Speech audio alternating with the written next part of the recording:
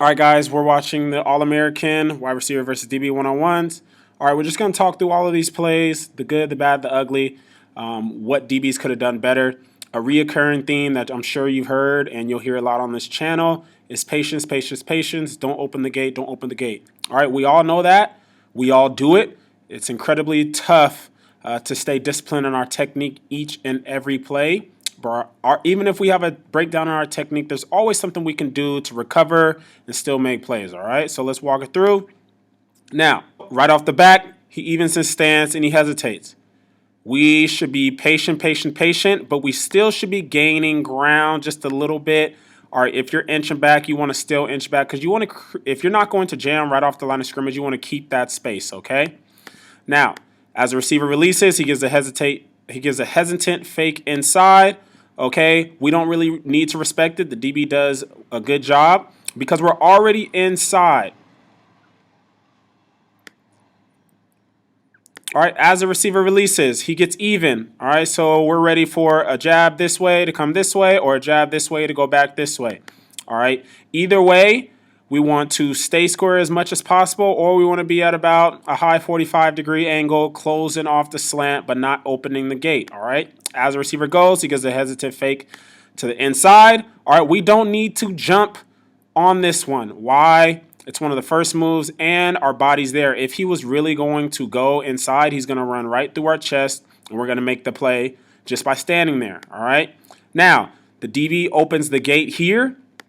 We never want to open the gate. Like I said in the beginning, it's a reoccurring theme. We all know not to open the gate, all right? That doesn't mean that you're going to lose. It just means it makes it harder to win, okay? When the receiver can get a free release, untouched, all right, it makes it harder for us to win. They're just running routes on air. We don't want them to run routes on air.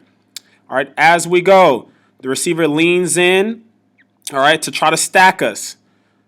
The worst thing I would say the DB has done at this point, even worse than opening the gate, is putting his arm out, okay? He's probably taught put your arm out, all right, so that you can play the fade, or put your arm out so you can slow him down. When you're in the middle of a route, when he hasn't fully declared that he's going deep, all right, when he has all the possibilities of this, that, all right, I don't suggest putting your arm out. One, if one person is running a race with both arms, naturally they're going to beat the person running the race with one arm, all right? And one person's looking to the side and one person's looking forward. All right, so just off of mechanics alone, the person running with two arms is going to be faster.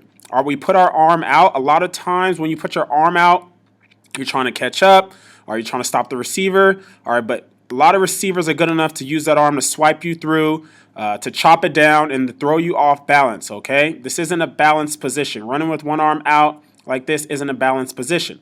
As we get to the top of the route, notice that the receiver's slowing down. DBs, we have to start noticing changes in speed, okay? Yes, it's completely possible, all right, for him to release, stutter, stutter, stutter, all right, and then continue going vertical, but not likely considering he did two moves at the line of scrimmage. All right, he already has to get into his route. We're already about 2 full seconds into the route. All right, receivers have to create separation in 2 seconds. The ball comes out in 3, okay? So don't just think one-on-ones. Think about real football, all right? You got a second to make a move, a second to get into your route and create separation. All right, that last second is when the ball is in the air. You're creating separation from the DB as well, okay? So as we go, we have to notice, all right? I would suggest keeping the eye on the shoulder. DBs are really, really tall nowadays, okay? All right, it's really hard to run and keep your eyes low. The shoulder will tell you the same, even if it's a rocker step, all right? A lot of times you won't get one if you're patient because it speeds the receiver up, all right? But as we go, notice how the shoulder leaves. Again, he could go this, but if you're on the shoulder, as he takes this step out, if you're on the shoulder, you drive the shoulder. If he comes back, the shoulder is going to run right into you. All right, don't overrun the shoulder. Stay with the shoulder. All right, the rocker step will only juke you out. All right, if you overcommit and try to undercut. All right, we want to think pass breakups and man-to-man. We don't want to think interceptions. All right, don't get greedy. All right, a pass breakup is perfectly fine in one-on-ones. All right, as we keep going, the receiver bends out to the out. Now, we are about a yard and a half, all right, if we're measuring front foots. All right, front foot here, all right, front foot here. We're about a yard and a half, maybe a yard apart when it comes to front feet. All right, notice we are still in line with the receiver. All right, what you want to do at this point, again, it's not going to be an out and up. All right, this is the route. All right, he's already given a move at the line or a move at the top of the route. All right, he's not going to run it out and up from here. Okay, we need to drive this shoulder. Drive the shoulder the entire time. Run through the shoulder. All right, look what the DB does. He sees where the receiver is going. All right, and then he peeks back. Notice how as he peeks back, he overruns it. All right. If you're behind, you have to know you're behind. If you're not in phase, you have to know you're not in phase. You're in phase when you can tap the receiver's thigh with the back of your hand. Not reach and touch. Tap. All right. As if you're right next to him. Tap him on the hip with your backhand. That's how you know you're in phase. If you're not in phase, you should not look back for the ball. All right, you should drive the hands. If he drives the hands instead of peeking back, he doesn't lose the angle. He thinks the receiver's continuing here just because he was when he first looked. All right, now, if we're driving that shoulder, it doesn't matter if it's underthrown or on time. We are making this play. All right, we should be right here. All right, where's the shoulder? Right where we should be. Our face mask should be right here. We don't even have to look at the ball to make this play. All we have to do is stick our arm through here. All right, imagine this is our helmet on his helmet. Our helmet on his shoulder pad. All right, we're watching the shoulder. Stick our arm here. I'm just going to draw a stick man for you.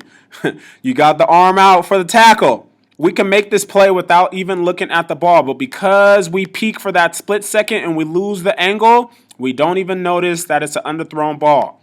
All right, we peek because we want interceptions.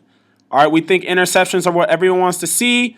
All right, we peek because we want interceptions. If he just drives that shoulder, he ends up being right.